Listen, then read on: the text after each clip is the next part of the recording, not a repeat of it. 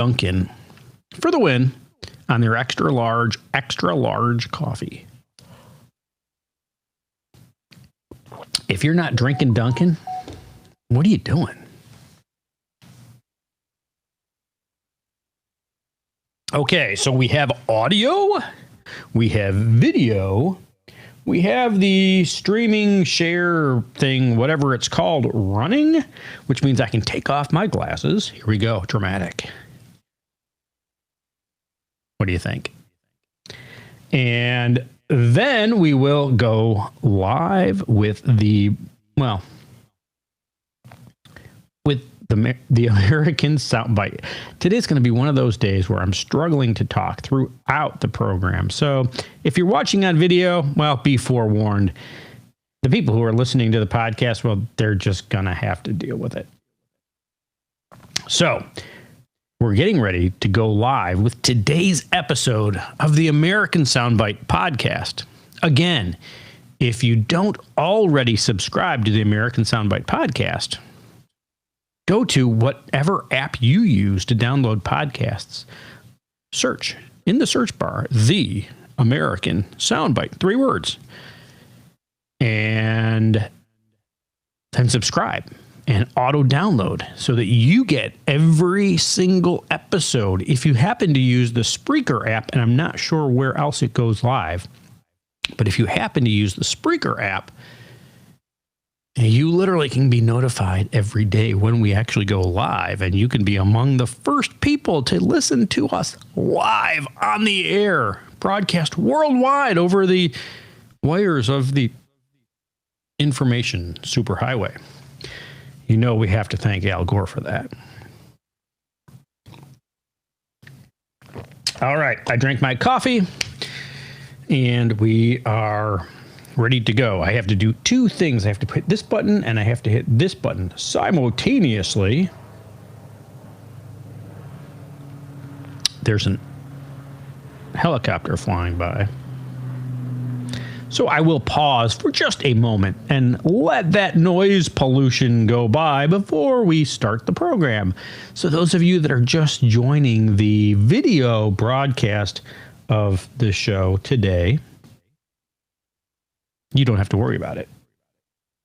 All right, and here we go live.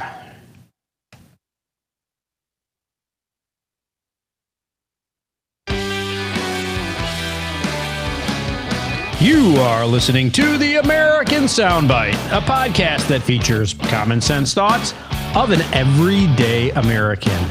You are about to start the most valuable 10 minutes that you will have all day long. So congratulations on joining us. I'm certainly glad that you're here for the conversation. Before we start today, I need you to help, the people in your life that are less fortunate, your friends, your family members, even your coworkers who don't yet listen or watch to the American Soundbite. If you simply click the share button, or if you're on Facebook, start a watch party just like I did.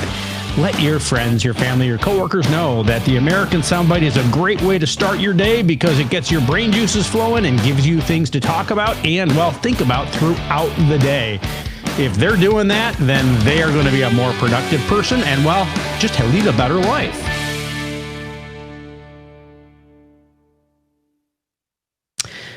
Is Congress ever likely to pass term limits?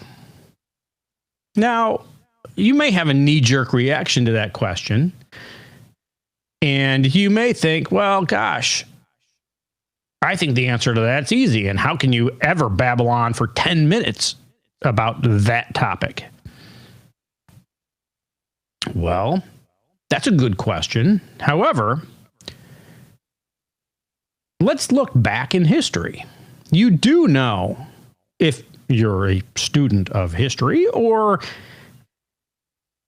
I don't know, you just have common sense, maybe.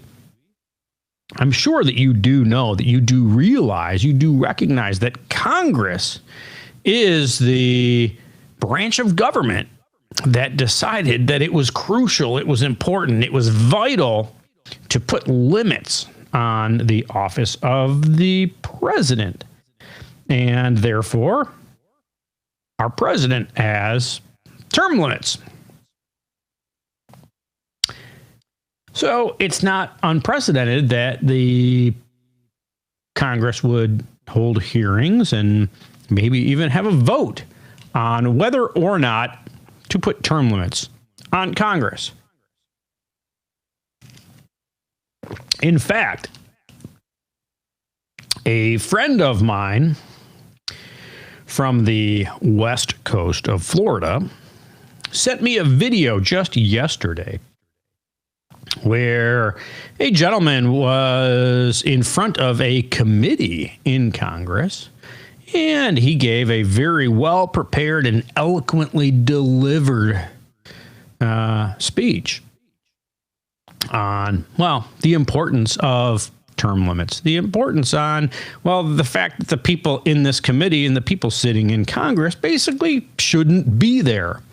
And if you know anything about the American Soundbite, if you've watched this program at all or listened to any of our podcasts, you know that above all, we basically don't like, well, we don't like overpowering government, but more than that, we really, really, really dislike career politicians.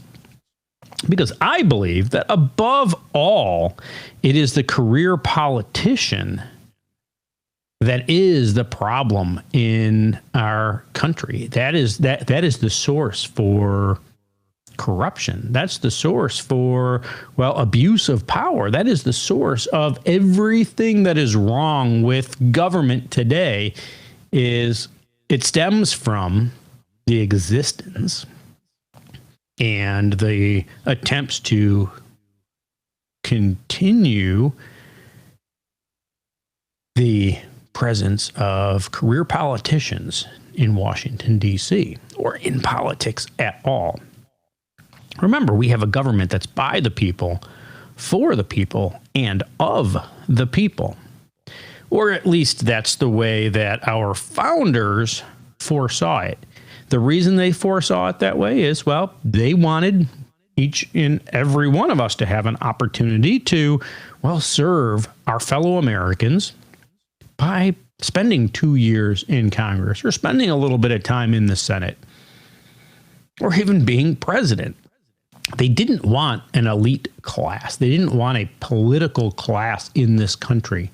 They didn't want professional politicians, because once you create that category, they start making rules that apply to us, but not to them, or vice versa. They make rules that apply to them and not to us. They create organizations, they create funds, they create, pensions and healthcare plans, and exempt themselves from laws, all kinds of things, because, well, they view that they are going to be there for their entire career. Where if you have just average, everyday Joes, guys like you, guys like me, in the House and in the Senate, and we're only going to be there for one term, then we're not going to pass laws that, well, are specific to us. Because by the time it passes and it gets signed into law and all that, it's going to be gone. But career politicians, well, they really only think about two things. Number one, how are they going to get rich themselves? And number two, how are they going to get reelected themselves? So really, they only think about one thing, and that's themselves. If you think that any politician that is in Washington, D.C. today, anyone who has ambitions or sees that they can go to Congress, either house, and spend a career so that they can really affect change, they are guilty of these things. Congress was made to be created by, to be housed by, to be ruled by people like you and me. And when we have political elite in office, we can never expect them to do our will, to do our bidding, because they're too focused on their next reelection. They're too focused on raising money or paying off political debts. You know, promises that they've made for favors they've gotten during their election or during their time in office. And they don't care about you or I. So when it comes to will they ever vote for term limits, quite simply, the answer is no. Congress is not going to vote to limit their ability to control, limit their ability to rule, limit their ability to spend an entire career in office being corrupt, making millions of dollars on the side, and while creating rules that exist for us that they are exempt from. So I do not believe that there is any way that a career politician is going to vote for term limits. The only way that we're going to affect change, the only way that we are going to get term limits into Congress is to start by limiting the term of congressmen, by limiting the term of our senators. Whether you like him or not, Donald Trump has shown us one thing as president, and that is that a non-politician can get into office and can do a really good job doing things for the American people. I don't want to talk about whether or not you like or respect or any of that stuff, him.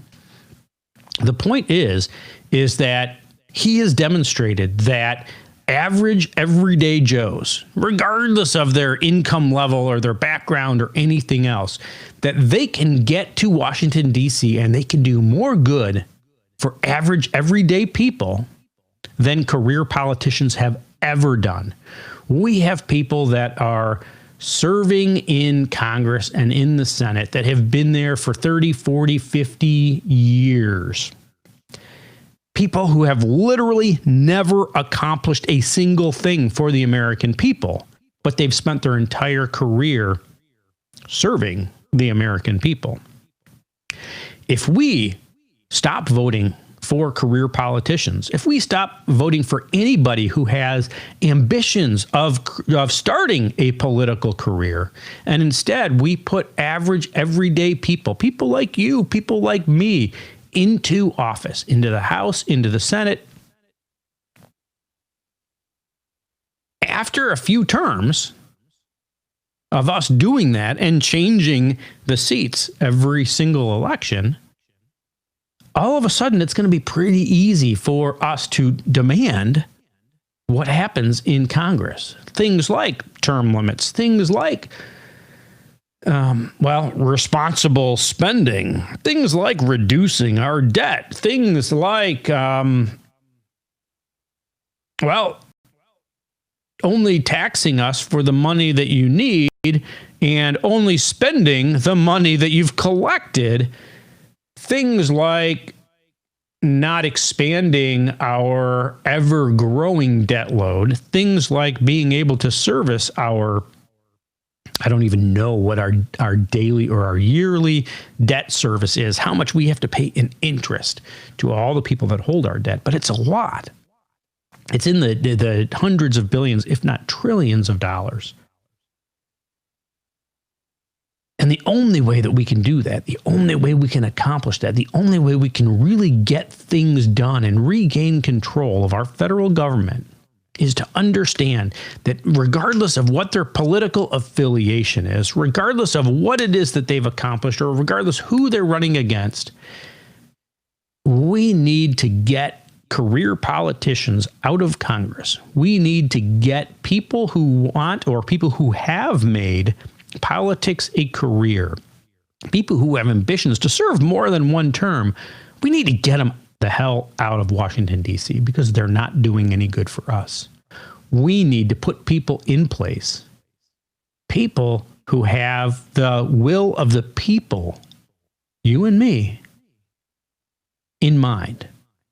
And they get there, they do their job, and then they come back home. Those are the people that we need to elect. We need to elect them not just in a single seat.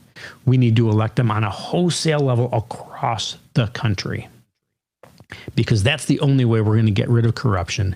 That's the only way we're going to get rid of, dominant political parties ruling everything. And it's the only way that we are going to re-empower the Constitution and deliver us an America that we're all proud to say is America, that we're all proud to say that we know that we're safe. We're all proud to say that we know that in America, our liberties and our freedoms are first. And government is the structure on which we live, but it is the least important piece of the entire pyramid of our society. And the only way we do that is to start by getting the career politicians, whomever they are, out of their current seats in office and replacing them with new blood, and then doing that each and every election. That's something that needs to be done, something that I will continue to talk about, continue to probably harp on, because, well, it really is that important. And, well, it's something that we got to get everybody on board with. So this is something that you need to go to the water cooler or go to your Zoom meeting and tell everybody about, because this is what we need to do. You have been listening to the American Soundbite. This is a podcast that features common sense thoughts of an everyday American. These last 13 minutes have been the absolute most valuable 10 minutes of your day, and I congratulate you for joining us here today. Before I let you go, before you turn that button off, find the like button. If you like the content, if you like the show, if you like the material, click like. That lets me know that, well, you enjoy it, and I keep creating programs like this. If you have any thoughts, any comments, even any criticisms or just hate, feel free to type it into whatever app you're watching this on. I will read it, and it will affect change in the show. By the way, right next to that like button is the share button. Let your friends, your family members, your coworkers, well, gosh, even the people in your community that you went to high school with know that the American Soundbite is a way to start your day. Thanks a lot. Hope you have a great day, and God bless.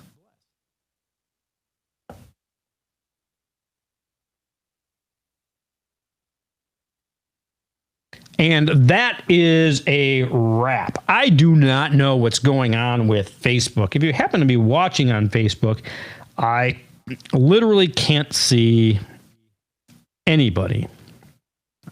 It says that the video is live. It says that, I don't know if I did something wrong. I don't know what's going on, but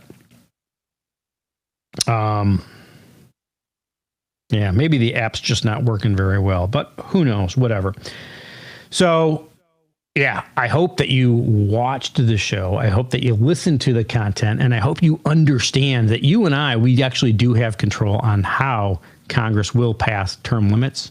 There's only one way it can happen, and when you and we really can make it happen. So thanks a lot for watching. Today is actually the last live broadcast for the next, I don't know, approximately week, because, well, I'm not going to be here. But you can still catch our podcasts each and every day by going to whatever app that you use, listening to the podcasts, and look up the American Soundbite and download our podcasts. If you hit the subscribe button, you will be notified every time we drop a new episode, which will actually drop each and every day, even while I'm out of town. Just don't have access to all this equipment, and I can't travel with it. So again, thanks a lot. I do hope you have a great day, and join us on the podcast throughout the week, and we will see you back here, well, next Thursday.